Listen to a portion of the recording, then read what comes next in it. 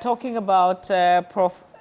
Jane Nano Pokwajiman. There's a picture of her and the president-elect on the front page of the Business and Financial Times, and it says, Mahama completes presidential comeback. Professor Jane Nano Pokwajiman to become first female vice president. She was the first female vice chancellor of a public university. Yes, indeed. And she's done it again on a much bigger stage. And if what happened in the university scene is anything to go by, then this is a good omen, because after her, KNUST did a female vice chancellor, UG has a female vice chancellor, one of the newer universities also has a female vice chancellor. So who knows? Maybe there's a female president heading our way one day. So. Let me ask you that. I mean, Prof, when you look at Professor Jane, do you feel you're looking at the first female president?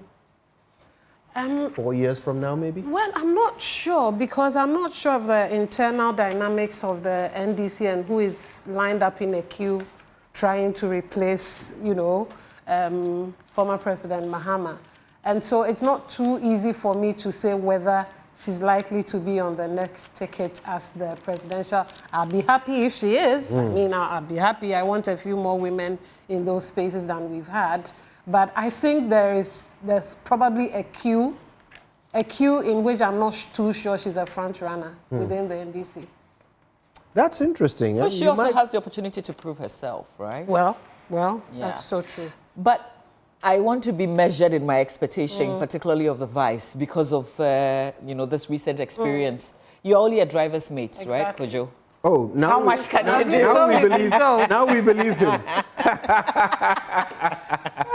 Now we agree. She's not saying she believes him. She's saying that was what she was told. Isn't that what they say? I haven't been there before. But I mean, I think it's an important point about the managing expectations. And for me, it's not even only about what role Prof. Nana Jane Opoku would play in the government. It's about the whole Mahama administration that is about to start on January 7, 2025.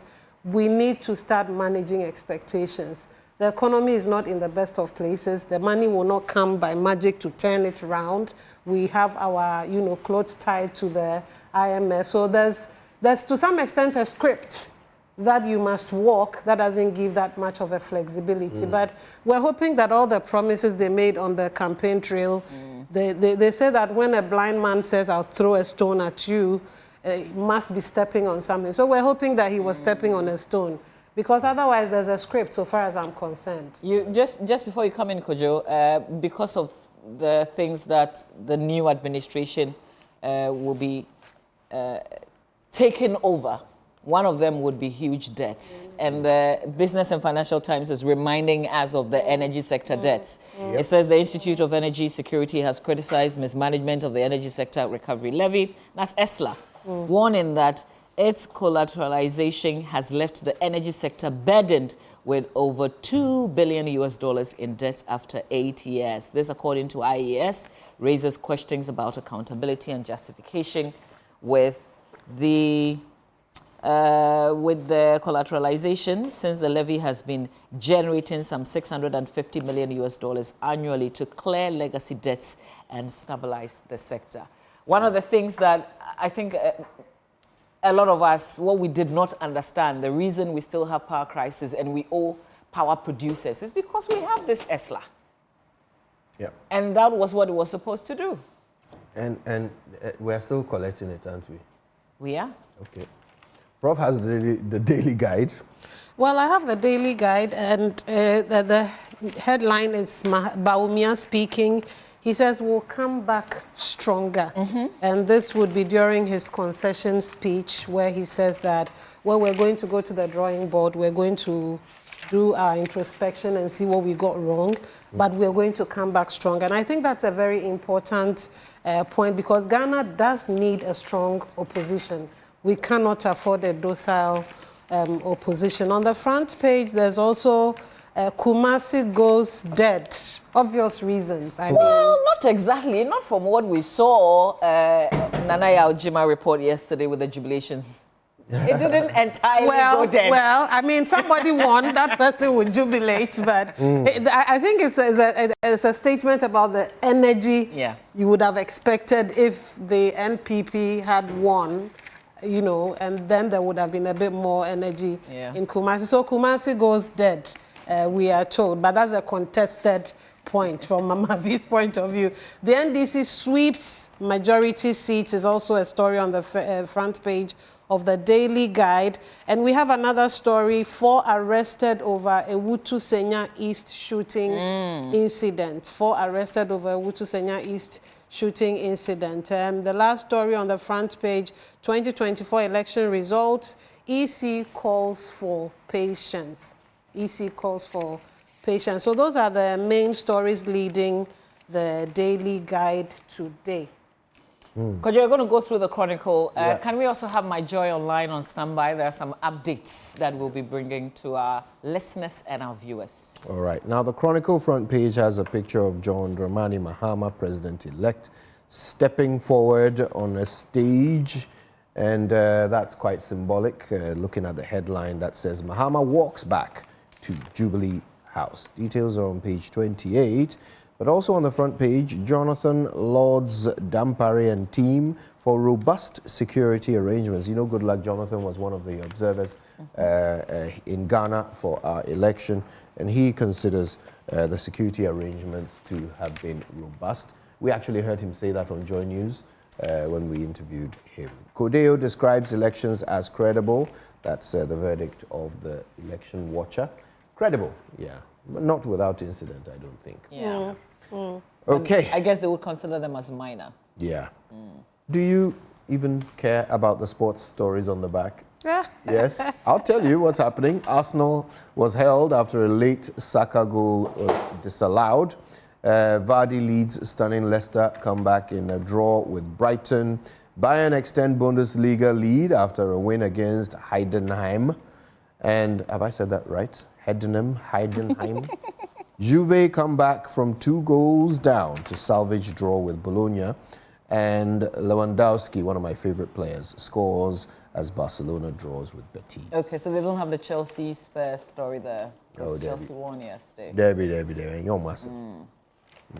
And Kojo, we have updates, the constituency results. If you're watching on television, then you would have realized that the numbers have changed. So we have 221 certified results out of the 276.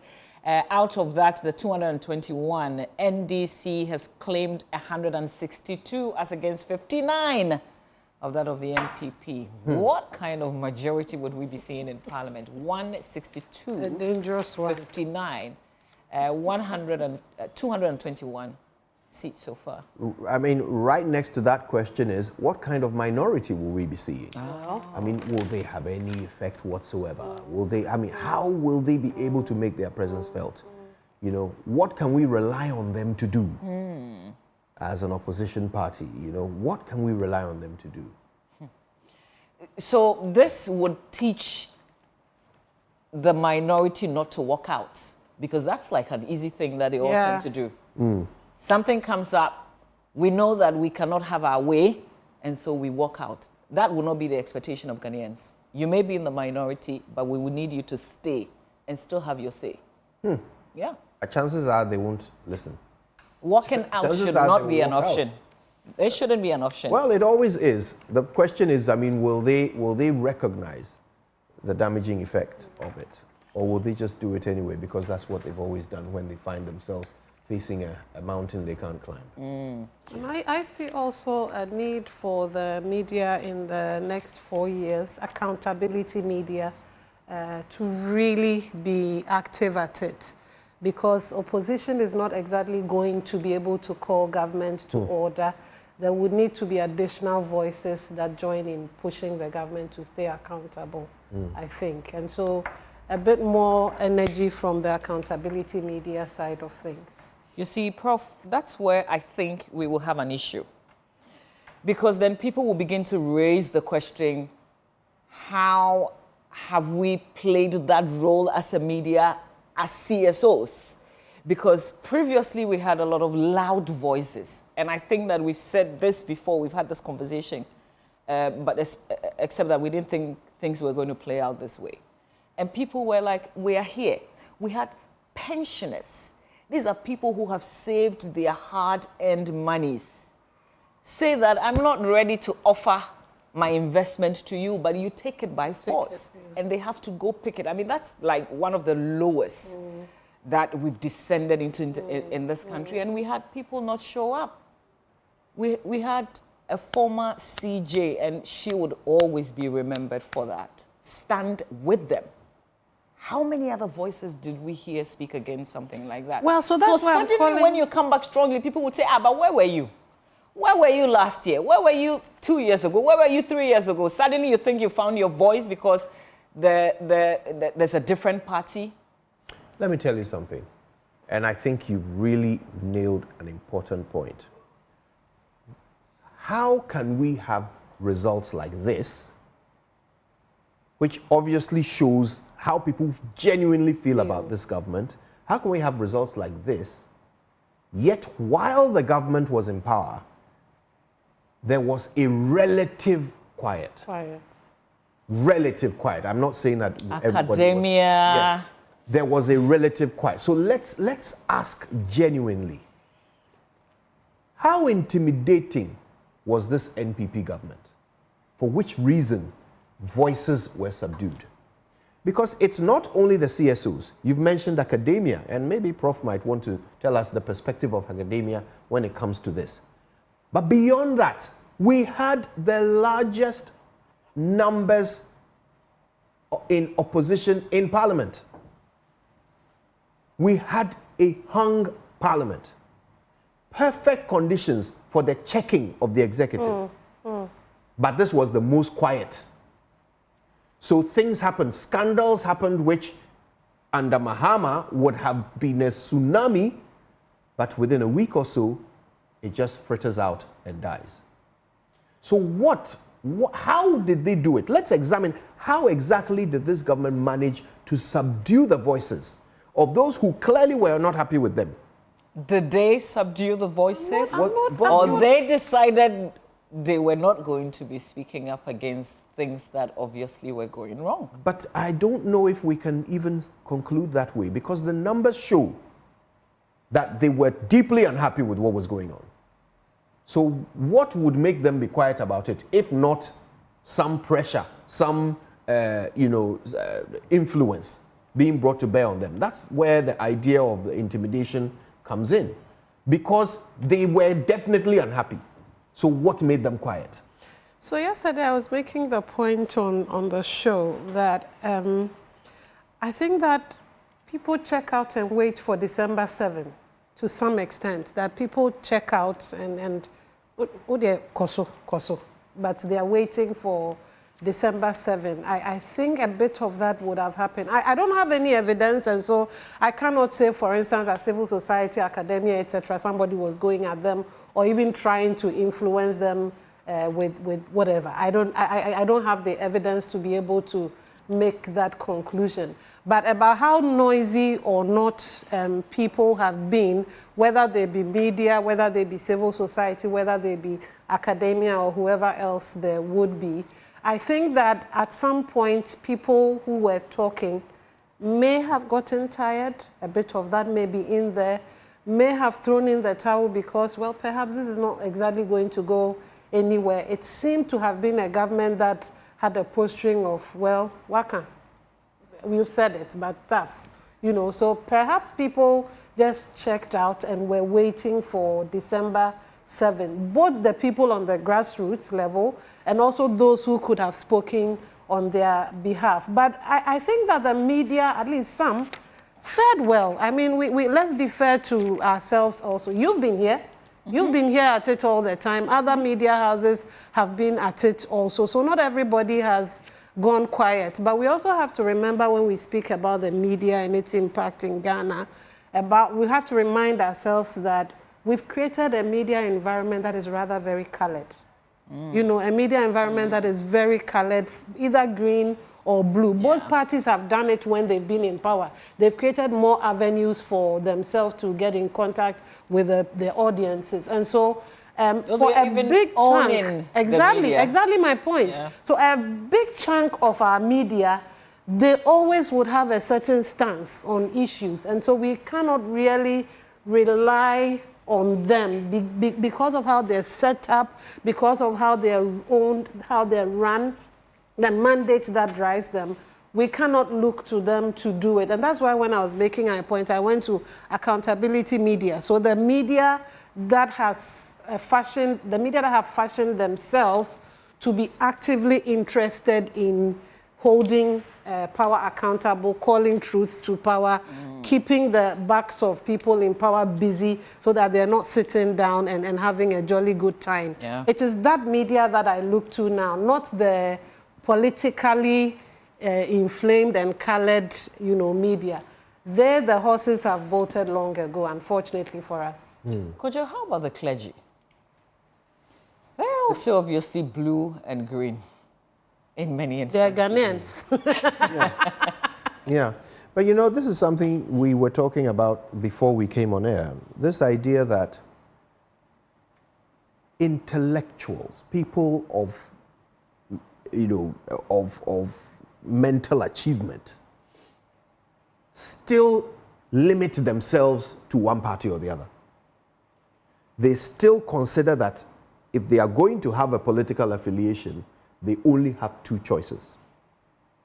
And so you don't see civil society, for example, or even academics, actively propounding a position of some third force or some third party. They are going to align, and it's natural to align, but why must you align either to green or blue? Why are those the only options? For smart people. Can't you align on issues? On issues. Yeah. And today academics are on the table. I think that academics, some have held their fort and stood on issues. I'm not too sure how visible or influential they've ended up being. And again, we must think of things, and I'm not buying excuses, but we must think of things in the general context within which we live. I started off our discussion earlier by saying that Ghanaians think in blue and green. Unfortunately, it is our reality, for good and for bad. That's the country we've managed to create for ourselves. Is it the best of things? I don't think so. I really think that we need a third force, a viable third force. And it's not just politically, and I think that's where you're going. A third force mindset, a mindset that is wanting to stay neutral and deal with the issues just because they are issues, not because the NDC's take on this is this way or the MPP's take on it is that way. And I think that is what perhaps academia and media, clergy you mentioned, owe this country, to stay on the issues and to force the politicians to begin to have to stay on the issues. We've tended to go by the song they are singing, and we are dancing in it with them. But I think that it's important that these elements we've mentioned begin to take a stance that isn't necessarily green or blue. So on Galamsey, what needs doing? Never mind the implications for party A, party B. I don't wear a party color, therefore can I just say my mind and feel free? But knowing full well that we have a populace that will be ready to mobilize. Because sometimes it's the very populace that is in a hurry to color you. When you make a point on an issue, they are in a hurry to... It's as if we think in binary. We can't imagine anything else beyond the blue and the green. So when anything happens and you speak, people are wondering, so how would we decide who this person is? How should we color this person? Instead of listening to the ideas that are on the table. And academics, clergy, even clergy, they're humans. We have to remember that they're humans also. And in social science research, we have a concept we call social desirability. There is the idea that people want to look good. People want to look okay, to belong, to be accepted, and will tend to do things that are normal, the one that the majority is canvassing around. And then I think that perhaps that may be at play, because some of even the prophecies that came, you know, and at some point we had to say, hang on the prophecies. And you worry that we can even have a world where we can say, hang on prophecies. If we can pause it, there's a question in my mind about what kind of a prophecy it was, you know. But they are human beings also. And I hear you, because we need to elevate our discourse in this country. We need to elevate our thought processes around issues. Like it or not, galamsey is expensive, should not be permitted on any day. Corruption is expensive. Our children's education and what is happening in the sector, scary. We need to stay on these issues rather than think about them with colors in mind, that what would my party want me to think on this issue with. That is just very expensive. And I worry. I mean, if you talk to people I'm close with, I really worry about this country and just how binary we've made things. It's not serving anybody's interest. It really is not serving anybody's interest. We need to be able to just live and think about issues and what is the best way to solve them. In the ideal world, there should be solutions that both parties see as the best solutions, and they champion those ones. But here we see solutions by NDC, solutions by NPP. It is costing us. We'll continue to do same until we change the game. So I see you say we don't ask what is in the best interest of the citizen or the country. I worry so. It's what's in the best interest of the party. I worry so. With election day in mind. Exactly. That's it. I worry so. Yeah. And you know, these days when I meet young people and the conversation turns political or partisan, I always ask, you know, which party do you support? And it's always either green or blue. But I now have a follow-up question. Once they tell me, I ask them, what is your deal breaker? What is the thing that if your party does or doesn't do, you will stop supporting them? Are they able to say something? There's a struggle to answer the question. Because they swallow the whole thing, hook, line, and sinker. They take it that, well, this is my party, it's like this is my football team. So win or lose, I'm with them.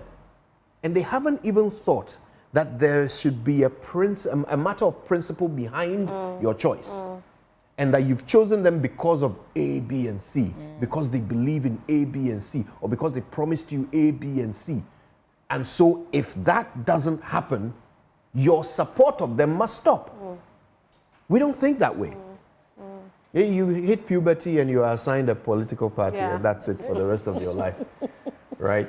So, I mean, this new dispensation we're about to enter with this supermajority and, an executive that will have complete and absolute power, it's going to be a test. It's going to be a test of our democracy. And I wonder, I mean, besides what we've been talking about, what do you envisage to be the role of academia going forward in the next 4 years?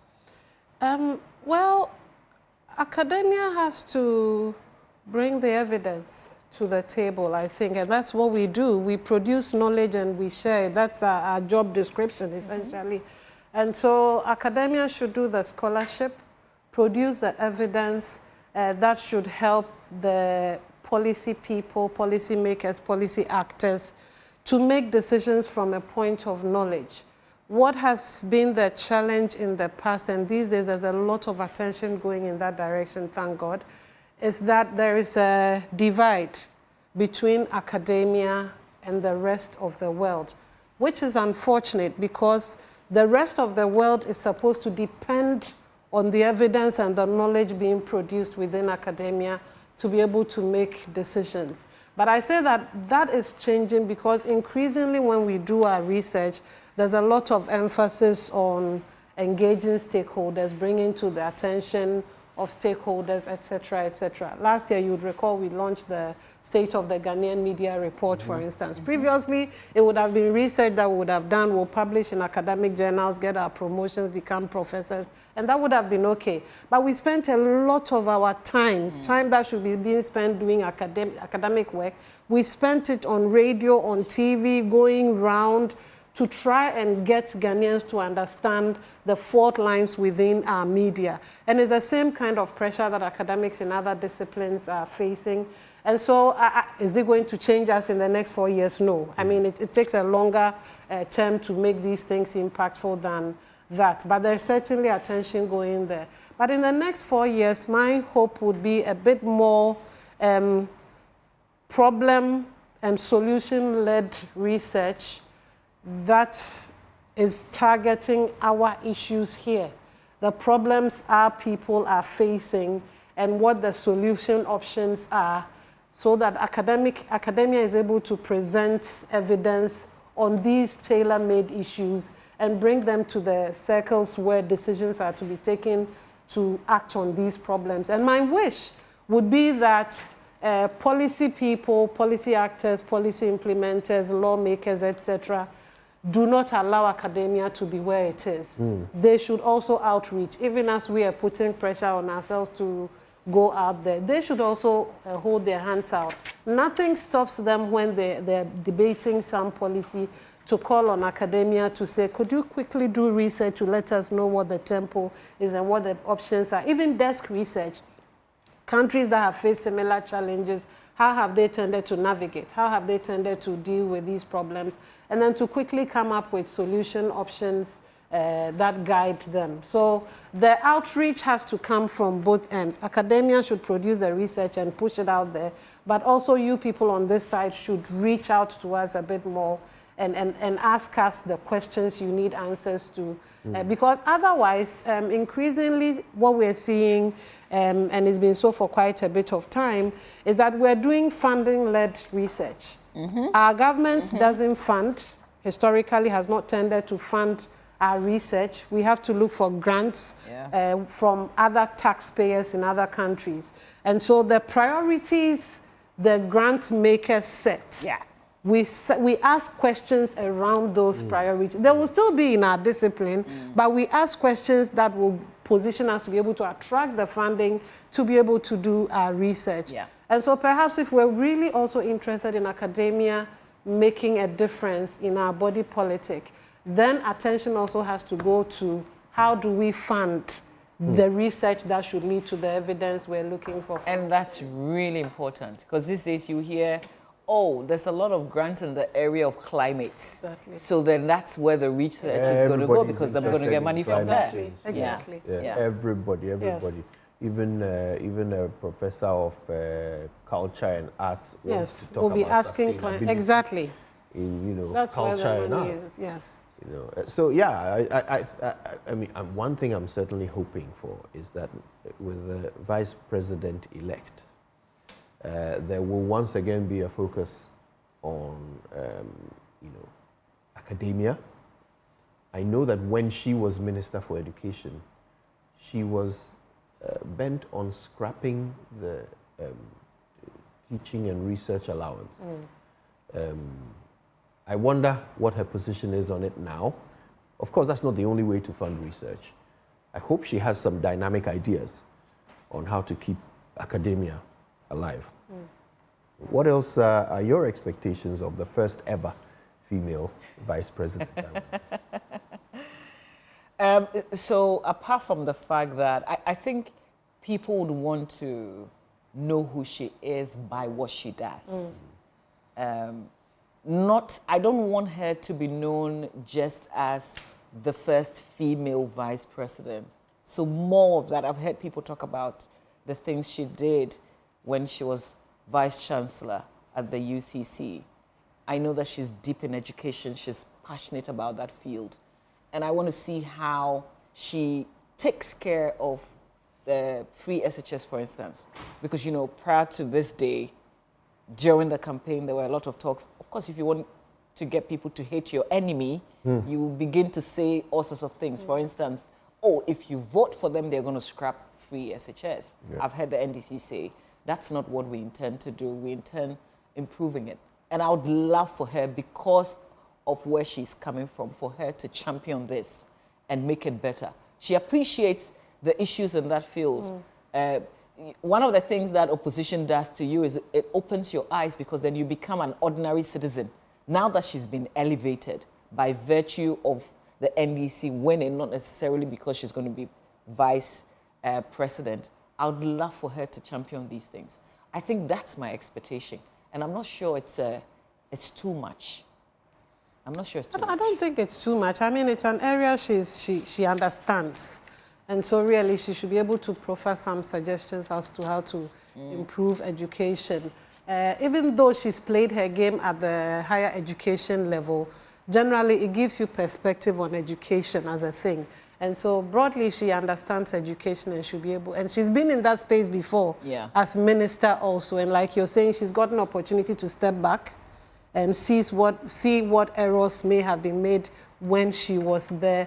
And so she comes to this, I think, with better perspective than the average person. And that should stand her in good stead. And I also hope that she would have this at the back of her mind, that if we want to see more women, as we've been advocating, then she has to show working, because whatever she does would make people want to advocate for more women, say that, see what this one woman has been able to do or is doing. And because of that, they would want more women in leadership positions. So this is, I know there's a lot on her shoulders now, but we're counting on her to lead the way positively and effectively. That is so true. That is so true. The way Bawumia is able to say digitalization has been my thing, would hope that 4 years from now, she would be able to have A and B and C things that she can say, this one has been me. Even though I was in the driver's mate seat, these ones have been my contributions to the government. I think that it's important. Even as I say that, though, I feel a need to prompt us to remember that she is a woman, and it's great for us that a woman is going into that seat. But she also has boxes to have to tick. The boxes don't change because she's a woman. And so the success factors are going to stay the same, and she's going to have to tick her boxes and deliver them. And so by all means, we want her to do a lot for women and to change the game for women and girls. But we also on this side should manage our expectations a bit, because there are success factors beyond the fact that she's a woman. Right. Yes. And that's Professor Abena Enimwa Yeboah Benin. She's head of the School of Communication Department. Yes, head of Department, School of Communications, University of Ghana, Legon. This is your election headquarters. We're live on Joy News, Joy Prime on television. We're also live on radio on Joy 99.7 FM in Accra, Love 99.5 FM in Kumasi. We're streaming on myjoyonline.com. You perhaps are also watching us on YouTube or Facebook.